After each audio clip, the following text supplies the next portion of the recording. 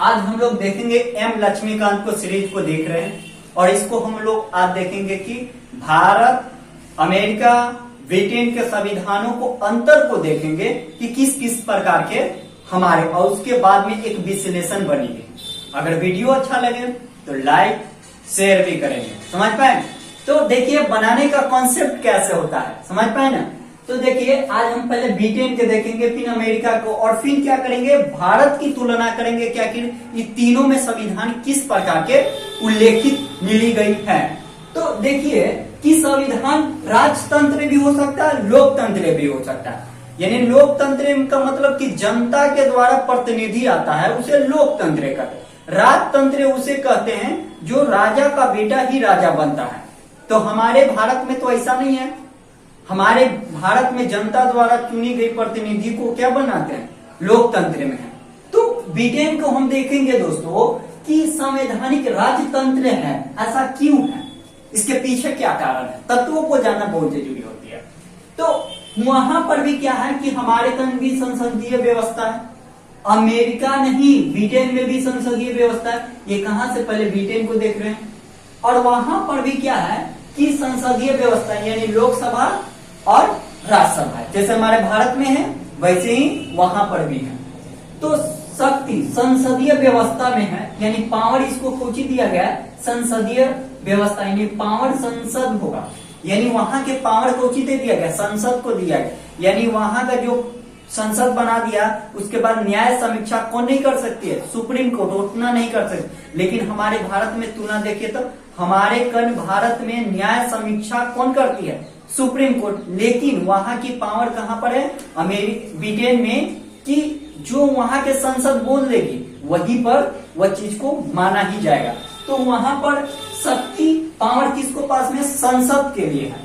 समझ पाए? वहां पर एकात्मक सरकार है। एकात्मक का मतलब क्या होता है कि निर्णय एगो है। एकात्मक हम कल बढ़ा रहे थे कि क्या क्या होता है। एकात्मक का मतलब केंद्र सरकार के केवल शासन होगा, एकात्मक। और एकात्मक जब भी होगा तो न्याय समीक्षा नहीं हो सकती है।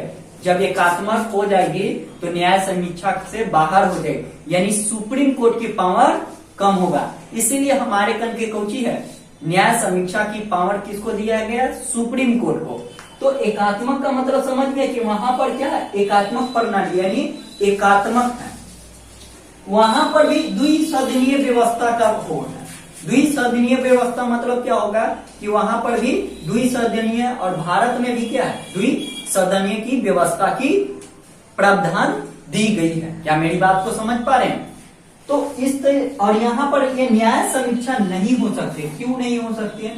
क्योंकि न्याय समीक्षा क्या है, एक तरह से अलग अलग पोर्शन में है। तो आप समझ गए कि इसके में क्या क्या अंतर है। अब देखते हैं हम अमेरिका के बारे में कि अमेरिका के संविधान में क्या अंतर है और क्या नहीं है। तो हम लोग देखते हैं दोस्तों कि अमेरिका के क्या है, यहाँ पर क्या संसदीय व्यवस्था और यहाँ पर संघीय व्यवस्था है। समझ पाए मेरी बात को?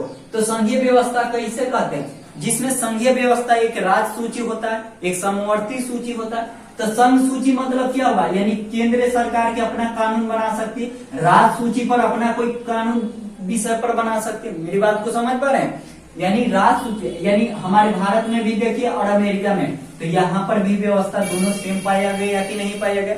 यानी संघ का मतलब क्या होगा, यूनियन। यूनियन का मतलब भारत। भारत भी एक कोची है, कानून बना सकती है, राज्य भी। तो यहाँ पर मैं देख लिया अमेरिका में, यहाँ पर प्रणाली कैसा, अध्यक्षता प्रणाली। अध्यक्षता प्रणाली का मतलब क्या होता है कि राष्ट्रपति वहां के प्रमुख होते हैं अमेरिका के।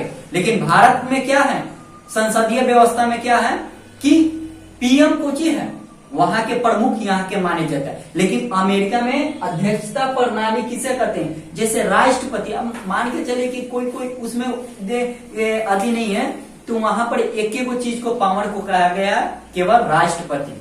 मेरी बात को समझ पा रहे हैं? और वहां के अध्यक्षता प्रणाली उपसभापति भी होते हैं। वहां पर भी द्विसदनीय व्यवस्था। द्विसदनीय व्यवस्था मतलब क्या होगा कि क्या होगा, लोकसभा राज्यसभा भी है, वहां पर भी है, अमेरिका में भी है। अब देखिए कि अमेरिका में लिखित संविधान है। क्या है, एक लिखित संविधान है और एक अभी हम इसको छोड़ दिए थे, जो संवैधानिक ये क्या है, अलिखित है, समझ पाए, और ये क्या है, लिखित संविधान है। मेरी बात को समझ पाए, यानी अमेरिका की संविधान सबसे पहला बनके तैयार हुआ था, समझ पाए, मात्र 4 महीना में बनके तैयार हो गया। और भारत के कितना लगा था, 2 साल 11 महीना 18 दिन लगी थी। तो अमेरिका की लिखित संविधान है, सबसे पहला कौन लागू करने वाला संविधान बना, तो ये कौन है, अमेरिका। अलिखित माने लिखित नहीं है संविधान में, वह कहां पर के है, ब्रिटेन में है। मेरी बात को समझ पा रहे हैं।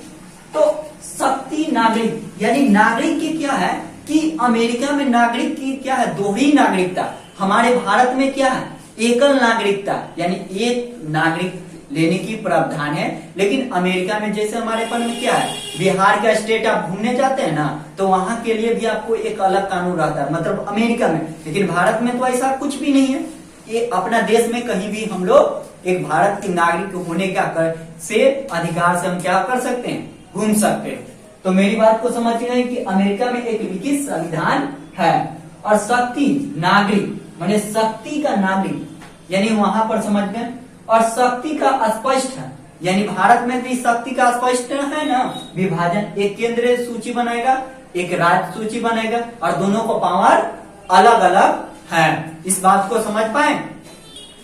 देखिए आज हम लोग देखेंगे कि ब्रिटेन और भारत को देखिए, आप एक बार देखते रहिएगा कि वीडियो कट नहीं हो जाए, ओके।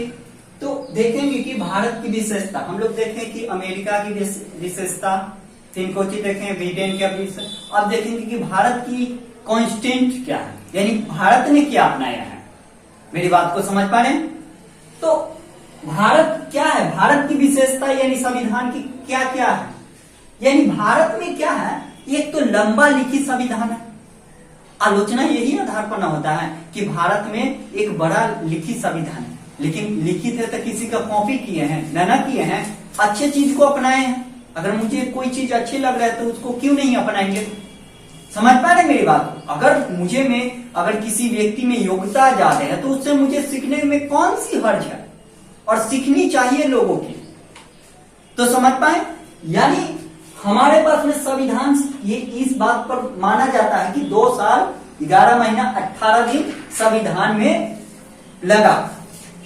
और एक तो लंबा है, और एकात्मक और झुकाव के साथ संघीय व्यवस्था है। यानी एकात्मक कब हो सकती है, जब संप्रभुता कोई राज्य देश को अलग होने की कोशिश करेंगे, उस कंडीशन में केंद्र सरकार के राष्ट्रपति शासन लगाने का अधिकार किसको है।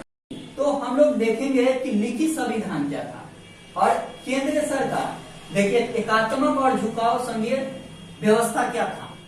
यानी एकात्मक के मतलब क्या होगा, एकात्मक कब हो सकती है, जब न्यायपालिका यानी से राज का मतलब स्टेट का मतलब क्या होगा कि अगर स्टेट कोई संवैधानिक ढांचा को बर्बाद करने की कोशिश कर रहा है, उस कंडीशन में एकात्मक हमारे किसके पास में चल जाएगी, शक्ति केंद्र के पास में। तो इसीलिए एकात्मक हमारे पास में झुकाव है कि आप अगर गलती करिएगा तो हम आपके पास में कार्रवाई, संविधान के साथ कोई छेड़छाड़ी नहीं होगी। और इसके पास में पावर किसके पास में होगा, केंद्र के पास में होगी, ओके। मेरी बात को समझ पाए।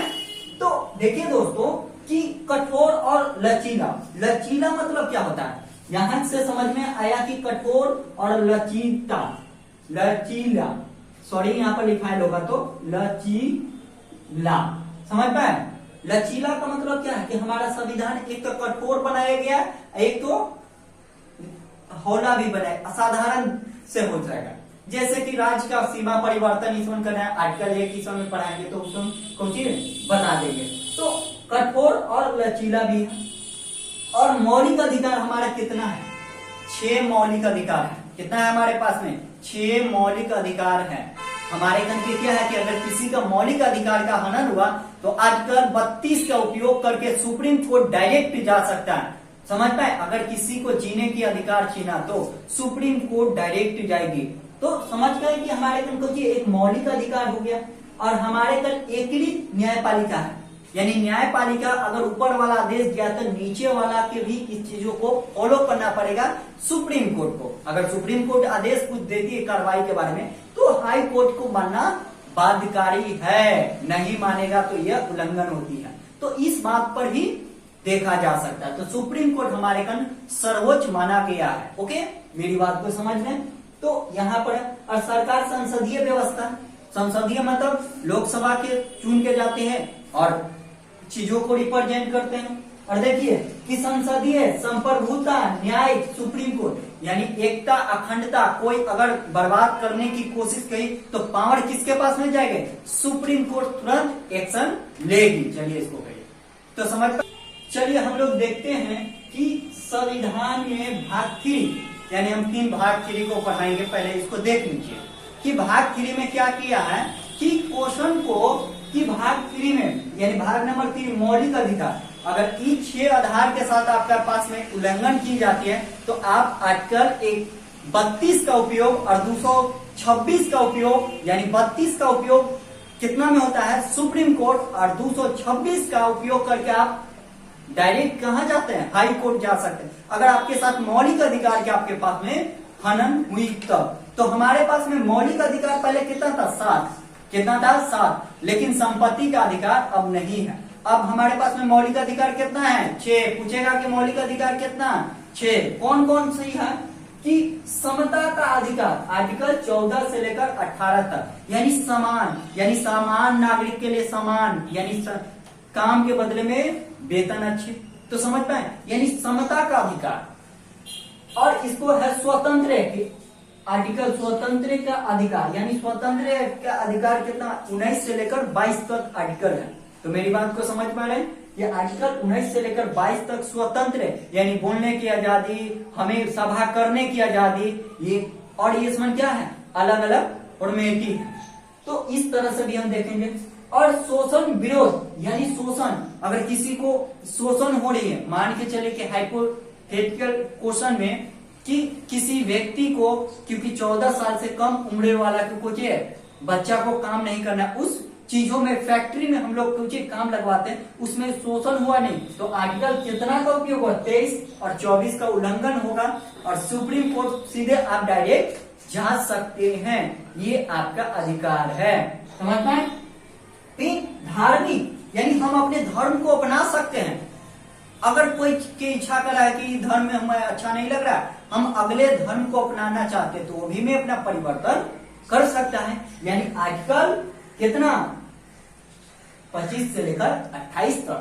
और संस्कृति और शिक्षा, अगर मुझे लगता है कि मैं शिक्षा वाला, ज्ञान वाला करने की कोशिश करूं तो शिक्षा वाला आर्टिकल 29 से लेकर 30 तक हमारे पर में प्रावधान दी गई। आर्टिकल 32 से क्या है? आर्टिकल 32 एक संवैधानिक है, क्योंकि सुप्रीम कोर्ट आप डायरेक्ट जा सकते हैं। किसी का ये 6 अधिकार अगर कोई उल्लंघन करता है तो आर्टिकल कितना का होगा? 32 का उपयोग करके आप सुप्रीम कोर्ट डायरेक्ट जा सकते हैं। फिर आपके पास में हाई कोर्ट में भी जा सकते हैं, लेकिन प्रावधान हमारे पास में की गई। एक और हम देख लेते हैं कि संपत्ति का अधिकार हटा दिया गया। अब वो मौलिक अधिकार न बल्कि कानूनी अधिकार है। यूपीएससी में पूछा है कि संपत्ति का अधिकार मौलिक अधिकार है कि कानूनी अधिकार है? तो कानूनी अधिकार है। तो हम इसको भी टॉपिक को आएगा तो हम पढ़ाएंगे कि आर्टिकल 31 को ये 44वां संविधान संशोधन 1978 में करवाया गया और भाग में जुड़वाया गया कि देखिए 300 में कम इसको में जुड़वा दिया गया। कहा कि ये अब कानूनी आपका मौलिक अधिकार नहीं है, आपका क्या चीज है? आपका कानूनी अधिकार है, मौलिक अधिकार नहीं है।